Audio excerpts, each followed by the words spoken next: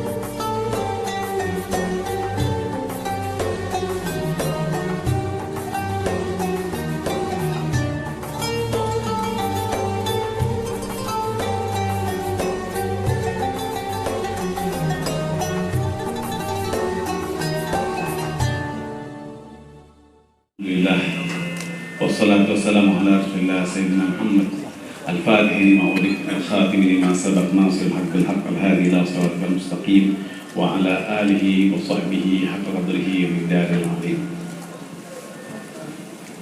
Yang sama-sama kita muliakan Habibana wa Syekhna Habib Hamid Nagib. Semoga Allah panjangkan umurnya, disehatkan jasmani rohaninya, dan juga keluarga dan anak-anak semuanya insyaallah. Para al-habaib wal masyayikh rahimakumullah wal hadirin wal hadirat jami'an yang kami hormati. Alhamdulillah pada kesempatan ini kita sama-sama menghadiri haul Abuya Habib Muhammad bin Ali al-Maliki yang mana setiap tahun diadakan di Ma'had Al-Khairat ini. Saya mungkin baru ketiga kalinya di sini hadir karena Masya Allah di mana-mana sama-sama mengadakan haul Abuya. Jadi kadang-kadang kita pindah-pindah. Pada kesempatan ini saya diminta oleh Habib Hamid Nagib untuk sedikit menceritakan ehwal manaqib Abuya Sayyid Muhammad bin Ali al-Maliki.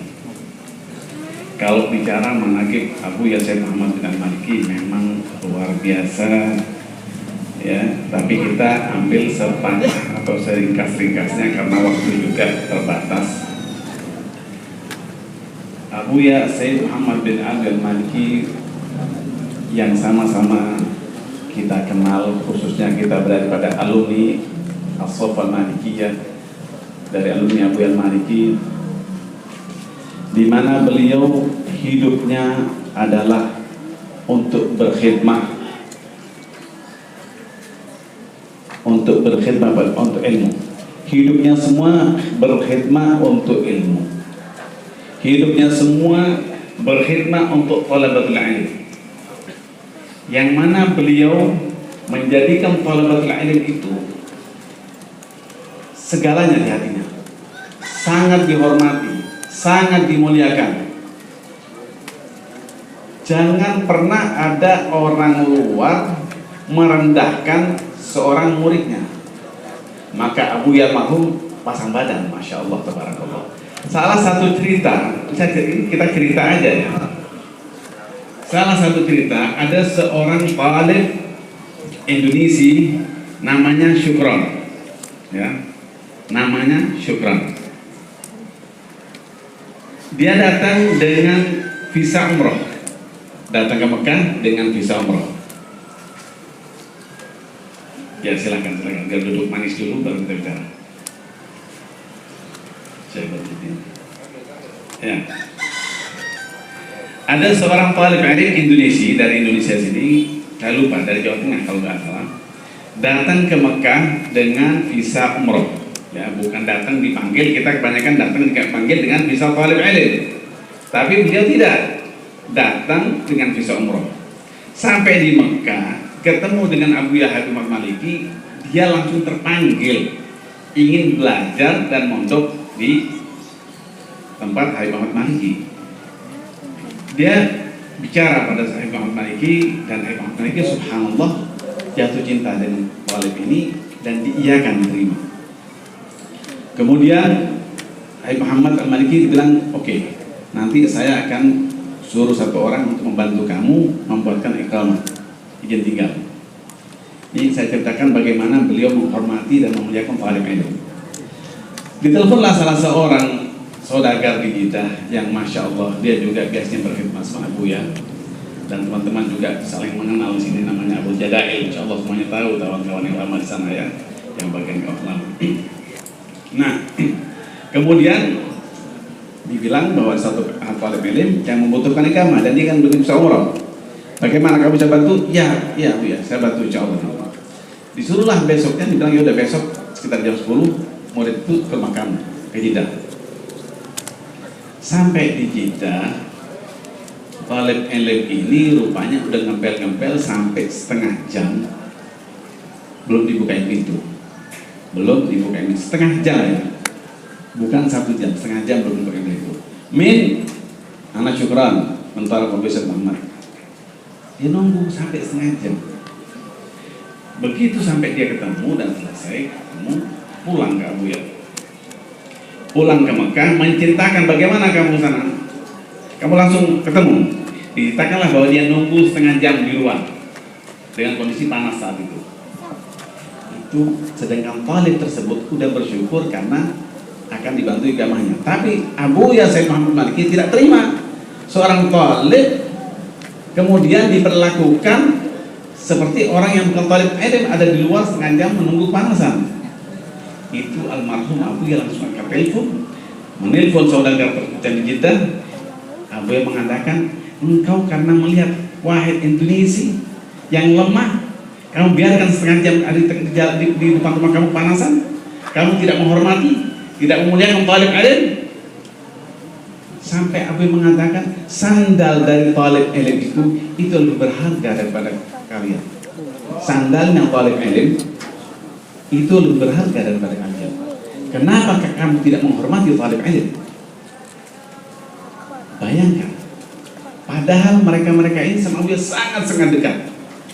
Tapi di saat merendahkan, tidak memuliakan talib ilmu, Abu marah, murka terhadap orang tersebut, sehingga orang tersebut sempat menangis dan kemudian kata orang sekarang ngambek. Yang biasa datang setiap berapa hari sekali silaturahmi, dia putus tidak silaturahmi. Mungkin ada sekitar sampai 1 bulan tidak silaturahmi ke Abu ya.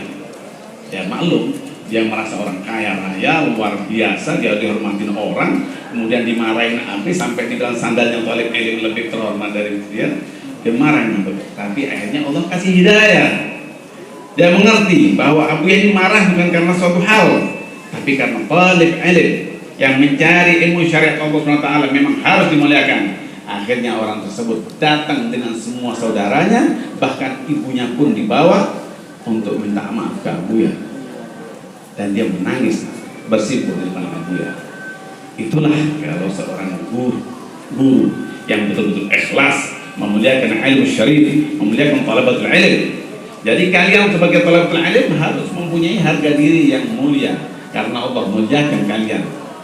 Apalagi kalian alhamdulillah dididik di sini oleh Habibana Hamid Nadib Masya Allah, tabarakallah, yang berupa juga fotokopi daripada almarhum, insya Allah, yang sangat memuliakan thalabatul ilm di sini, alhamdulillah.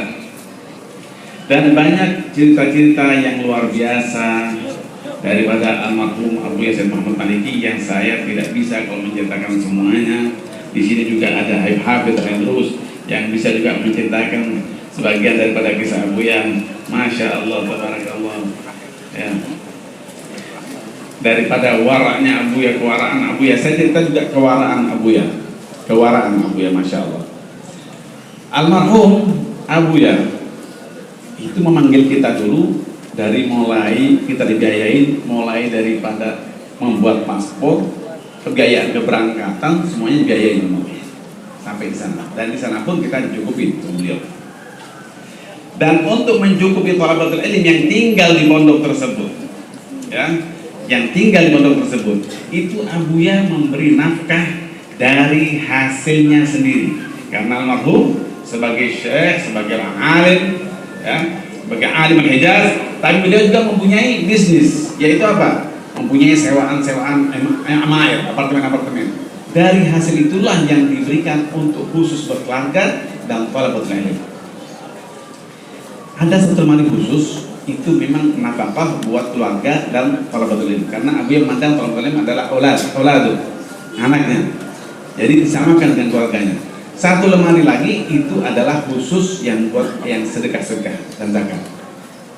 Tapi thalabatul ilm tidak diberikan daripada uang zakat maupun sedekah. Tapi beliau betul-betul memberikan daripada hasil upaya sendiri, hasil keringat sendiri, yaitu menyewakan apartemen-apartemen yang ada di Mekah. Itu beliau dari sangat menjaga jangan sampai ada uang-uang yang kurang bersih dari luar masuk ke perut daripada thalabatul ilm. Ya, daripada thalabatul ilm. Amat menjaga kehormatan daripada thalabatul ilm zahiran wa batinan. Masalah amal kusyufat yang Abuya yang kita tahu di sana banyak sekali, tapi masalah kusyufat itu tidak perlu diceritakan, tapi luar biasa karena kita tinggal di sana selalu bersama Abuya semuanya dan tahu bagaimana Abuya di sana. Insya Allah untuk selanjutnya Ibn Habib melanjutkan. Terima kasih. Wassalamualaikum warahmatullahi wabarakatuh.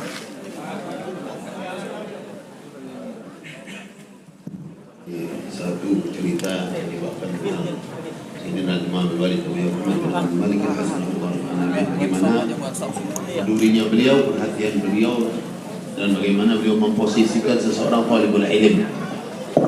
Itu yang beliau lakukan dengan bukan sekadar berbicara, tapi dengan fakta yang beliau lakukan, yang menunjukkan yang belajar dalam agama itu memang istimewa.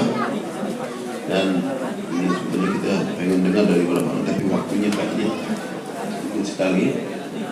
Kita minta dari Muhammad bin Ali sedikit ngomong, kira-kira 7 sampai 7 menit.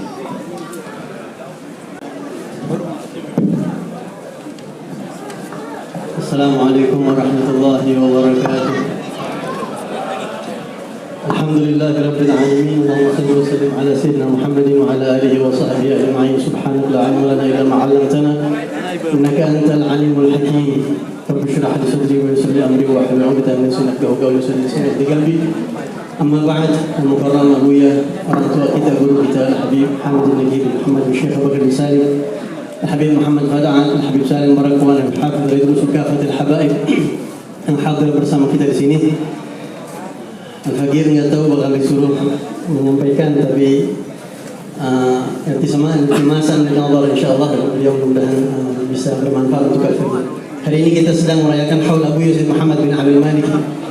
Rasulullah SAW dalam hadis yang bersabda, Inna Allah ba'atha fi kulli ra'si mi'ati sanah Inna Allah ba'atha li hadhihi ummah fi kulli ra'si mi'ati sanah man yujaddid laha amra diniha.